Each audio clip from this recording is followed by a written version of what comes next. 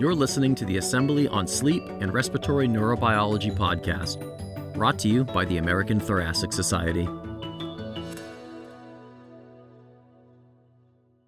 Hello, welcome to the Sleep Pioneers podcast. My name is Helena Shotland. I am the co-chair of the ATS-SRN Web Committee.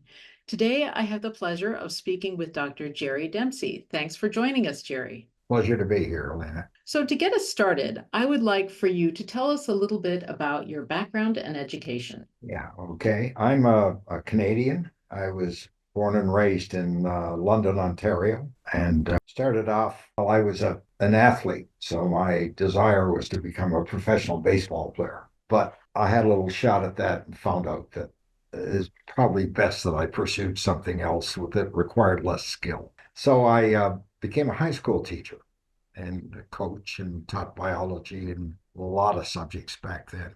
But I only did that for a year. I'd met a professor in my undergraduate years that was actually doing his PhD at this little Canadian university in London. And I helped him with this project. And while it was not probably the greatest science in the world, it got me very excited about finding out how the body worked. And so then when I was teaching high school, I enjoyed that, but very much actually. But I'm still in the back of my mind. So instead of making a salary of $5,100 a year back then, I accepted a $1,300 research assistantship at the University of Alberta. And it was there that things really got sparked, and then came down to Wisconsin for my PhD. And that's what I have stayed for ever since. So I want to know, how did you get interested or involved in sleep medicine? In sleep medicine? Oh, yeah. Well, I'm a physiologist, not a clinician. And my interest was in the control of breathing. And while I was still a graduate student, we had a healthy young subject that while we were testing him in this project that had nothing to do with sleep. He breathed at a rate of 1.5 breaths a minute. And when he exercised up to a pretty heavy level, he still only breathed very slowly and very deeply. And I mean, it really intrigued me why he breathed this way. And kind of as a side project, I thought, I wonder if this just isn't all a behavioral thing, because we test him with various gases and everything, and he just didn't seem to respond at all. And he was a healthy, normal guy. I still know him. He's a pharmacist. And so I thought, I wonder if I took away this volitional behavioral effect by having sleep. So there wasn't sleep medicine in Wisconsin. This is 1964. There wasn't. I remember we had a treadmill. We put a sponge pad on it. And he slept all night. And my friend from neurology came over and put EEG electrodes on him. We glued a mask to his face. And lo and behold, all night long, he breathed at 17 breaths a minute. Didn't matter the sleep state, all night long. I thought, sleep really does get rid of cortical control. But I said, well, that's about all there is to the sleep stuff. And never did another sleep study for another 15 years. Of course, we knew nothing about sleep apnea or sleep disordered breathing at the time. But that was my first inkling into it. Yeah. Who would you say mentored, helped, or inspired you along the way? Oh, well, Dr. John Rankin, who our laboratory is named after, was a Scottish respiratory physician, came to Wisconsin in the 50s. Actually, he was the Rankin scale for stroke prognosis. That's him, the Glasgow or the Rankin scale. That just came from his ability to listen to people, in this case, listen to patients. And he did that with his students. He started this tiny lab where two of us in it as students. It was a respiratory physiology lab. That's what I am, respiratory physiology, to study gas exchange. And that's what I did for the long time. But he was just a really wonderful guy and a real father figure to us. And I think and then I met people along the way. I can think we got involved in a major controversy throughout the 70s. And I met a man named Vladimir Fencel at Harvard, a Czech refugee who was an acid base expert. And that's what I was studying, how the brain was regulated, how it controlled breathing. And this guy, we were involved in this controversy. We weren't getting anywhere. Nobody was accepting our ideas. And I got to correspond with him. And he was a terrific scientist and teacher and a great motivator.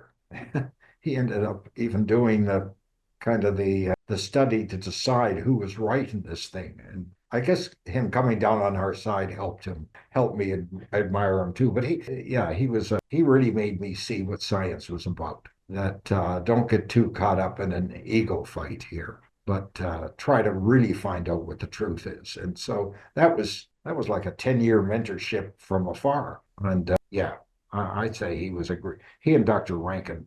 But then the clinical side of things, Jim Scatroot, who died very young several years ago, I taught him in medical school. Then when he came back from his residency, he came and joined our lab to be trained as a scientist. But then he and I teamed up for 35 years doing sleep apnea research. And it's interesting, isn't it? Your student becomes your teacher. And I think he was the major motivator and teacher to me of what clinical medicine was about, sleep medicine in particular. Of which achievement would you say you are most proud? Well, we had a team in the Rankin Laboratory of clinicians, basic scientists, and over the many years that the lab existed, the lab closed 5 years ago, and we stopped with our grants then and decided to go other ways. It was about time. Anyway, I think our most significant thing of our team, not just me, but our team, was we trained 68 pre- and postdoctorate fellows, and the great majority of them remain in science. Even the MDs, we got about half of them, amazingly enough, to continue beyond just clinical work. And I'm still in touch with all of them all the time. And that's very, very satisfying. As far as discoveries are concerned, in the sleep end of things, I think our discovery early on of the critical role of carbon dioxide in regulating breathing, once you remove the wakefulness drive to breathe, our lab were the first ones to really find that out in humans and animals as well, but humans especially. And then the second thing was to find out how that caused sensitivity to CO2 in sleep was unmasked and led to unstable central control of breathing, which in turn would lead to airway obstruction. That link of central instability, airway obstruction, was important. And then, of course, Jim Scatroot and I got together with an epidemiologist and a biostatistician and started the Wisconsin Sleep Cohort in the 1980s. That put an institute at our place, and then the first study of the prevalence of sleep apnea in the general population came from that cohort. So I guess those are some of the things in the sleep side of things that I remember the most. What would you say brings you the most joy professionally? Professionally. Oh, certainly the trainees, when they have success. And actually, whether it's with me or whether it's after they've left us, that just makes me stop whatever I'm doing and be thankful. I think that's the main thing. And when they're with us and you discover something together, that eureka moment is pretty joyful. And we've been pretty fortunate that way. We've had a number of them, not just all in sleep medicine. We cover a lot of things in respiratory physiology, but yeah, I think that's my major source of joy. It's professionally. Yeah. Now, switching gears, what would you say is your greatest joy personally? Oh, personally. Yeah. Well, I've got kids and a grandkid, and I don't think just their successes, but their events in life that you share with. That's very, very joyful. And despite the fact that I never made it to the major leagues, I still play a lot of softball. And every time we turn a double play, that's very, very joyful to me, I must admit. That's But my family and that's certainly my source of joy. And my wife's a scientist too, and she's very accomplished, and I love working together with her. So that really gives me a big kick. Yeah. How did you keep up your career momentum? Oh, I think because you're in a team and you feed on one another, and that happens every day. And I remember in the 70s, we were involved in that 10-year-long controversy with a really well-established lab. That was hard. I got very inward-looking in that period, and I wasn't very motivated each day. But once Dr. Fensel got a hold of us, said, "Come on, let's just go after the truth here." And that plus the team, that I found out that the team approach to things was really what excited me and kept us going. You feed off each other. So I'd say Yeah, because we didn't let up. I think I had a very period early on when nothing was working, asking stupid questions and getting stupid answers. And I really thought of getting out of the whole business of research. In fact, I'd even thought, well, I'm teaching medical students. Why don't I just go to medical school and get this done? But Dr. Rankin talked me out of that, and I'm glad he did. I think I went the right way for me anyway. So now I want to ask you, is there anything you would have done differently? Yeah, I think I would have, in what I chose to study more, I think I'm an integrative physiologist, kind of put different organ systems together and see how they work, and especially in applied situations.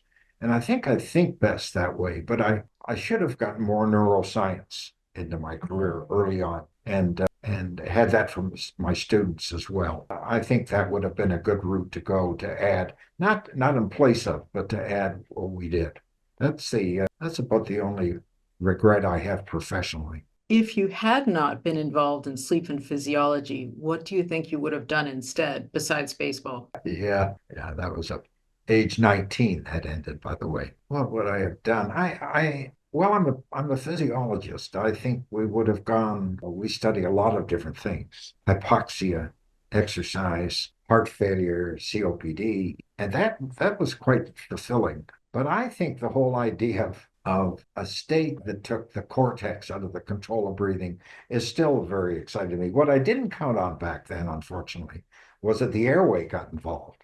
So which I didn't even realize till we saw that first patient. And that's all he did. I think he had 100 obstructions per hour, 28-year-old man who breathed quite normally awake, and then this went away during sleep. So what fascinated me there was, why does the control system lose its vigilance in a state in which it's supposed to be a restful state biologically? And I'm still fascinated by that. I guess kind of philosophically, that's what we ended up studying all those years. Yeah. What would you say are the biggest technological innovations or changes you have seen over your career? Yeah. Well, I think imaging of the body and the lung, the airway, has really changed the field substantially. And neuroscience, at least in the control of breathing field, the advances there have just been terrific of how we can use reduced models. I mean, it's just in the last 2 decades, really, that the black box of what controls breathing has really been revealed. And it's because of these methods and the innovativeness of the people that ran it. I don't deal that much with reduced preparations. In fact, we've gone here in Wisconsin, we use domestic animals lots of times to do our study, large animals. And that's really paid off because we don't use anesthesia. That has really, I think, been a plus in our studies. We can do a lot of surgery to manipulate separate one receptor site from another, etc. And I think that's paid off also substantially. What has surprised you the most over the course of your career? Oh, yeah. Well, in the sleep medicine business, I told you I did that first sleep study in the 60s when we had no idea about sleep apnea. We knew from the 19th century examples of it, but why people really, especially, I guess I'll blame clinicians. I shouldn't. But how many patients must have appeared before them with daytime hypersomnia, a bit of overweight, and a bit of hypertension, and it not occurred to the clinician that sleep problems might be involved with it. It's amazing. And of course, there wasn't really a sleep medicine field to speak of for such a long period of time. So I guess my biggest surprise of the importance that this clinical problem has taken. And look how it's driven so many things, all kinds of basic science. What neurotransmitters are involved in driving sleep? It's the sleep state itself. In turn, why is the airway controlled the way it is in sleep? That's brought all kinds of basic science to the fore that has really revealed a lot of facts. And the other thing is how it's driven funding. I can clearly remember the mid-1980s. The lung division of NHLBI finally said, well, let's have a symposium at Bethesda on sleep apnea. I think there were 25 of us there. Okay. And talking about pretty fundamental things, but bits and hunks then. what are the consequences of the sleep apnea was first brought up then. Is intermittent hypoxemia important? Things like that. And it was that NIH said, well, maybe there's something to this. So let's set up 3 centers across the country. And that's why we got together with the epidemiologists, because as physiologists, we knew we couldn't compete with larger centers. And so, yeah, and we got one of those. But it's not just us and then I think our prevalence study contributed to out in the 90s. But the fact that when you go to a study section in NIH on the control of breathing, the first paragraph as a rationale for the study is always sleep apnea. If there are 1 billion people in the world with this problem, and we still are not solving the best way to treat it, and we know that's a major focus, thank goodness, then it keeps driving science. That's my biggest surprise, I think. Thinking about the future, what do you think are the biggest challenges for the field? Well, in my narrow interest in it, and just the sleep disorder breathing part of it, it's true. And I mean, there's still some fundamental things. Look at all these, when I think of the clinical trials that have failed recently with heart failure, for example, that's almost embarrassing.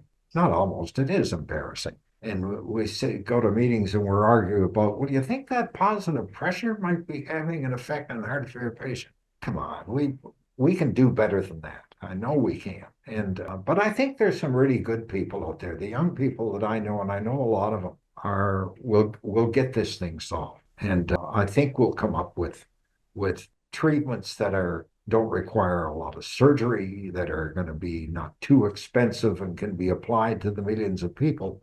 And that's my hope for the future. And I think I'll see it certainly in my lifetime. I think so. What advice would you give people new to the field? Yeah, well, I think more, especially the last couple of decades in training. Remember, I'm mostly training physiologists. I get together with my clinical friends to train clinicians too, but mostly physiologists. So a young physiologist, I would say, please get involved with a clinician. As I mentioned before, Jim Scatroot, my student, became my teacher. He showed me really what clinical medicine was about, and other people did too. But I really would push young physiologists to do that. I think it'll really broaden their horizons. It'll get them learning how to study clinical problems and lend their basic science expertise to them, and that combination can be pretty powerful. And then the other thing on a broader scope that I advise young people do, because it's been so helpful to me, is get involved in your community. I don't mean your medical community. That's a given. I mean in the community you live in. Get involved in a not-for-profit organization. Meet different kinds of people with it. I started to do that. The reasons don't matter. They come from my childhood, really. As a graduate student, got involved with mentoring young boys without fathers. And the people that I have met, in addition to the families of those kids and what I learned, and then the people in the community that I met, social workers, business people, just broadened my horizons and really made me a solid part of the community and made my life and my family's life much more fascinating. And I found some of my students who have done that have experienced that same kind of joy of getting involved with people and people with need outside of your immediate profession. I guess that's the advice I give to my trainees anyway. Yeah. Thank you, Jerry Dempsey, for joining us today. It was a pleasure. Thank you, Helena. Thank you for joining us today. To learn more, visit our website at thoracic.org. Find more podcasts from the ATS assemblies on YouTube. Don't forget to like, comment, and subscribe so you never miss a show.